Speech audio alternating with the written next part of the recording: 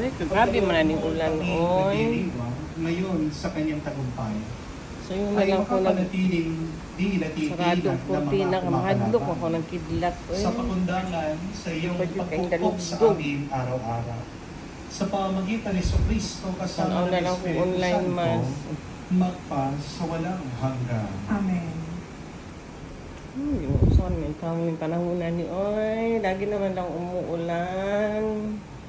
Pagbasa mula sa aklat ni Josue.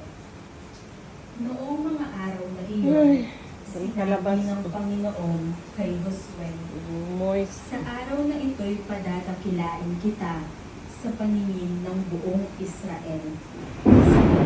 Uy! Makikilala Talaga, nilang ako'y nakakainis pa sumasa naman. iyo, Takot pa naman ako sa tulad ng kulong. ginawa ko Kidlat. kay Moises. Sabihin mo sa mga saserdoteng Levita na magdadala ng kaban ng tipan na magtuloy na sila sa ilog Jordan. Ngunit dito, Ay, Lord! ninyo sa Tabang! tubig. At tinawag ni Josue ang mga tao. Halika kayo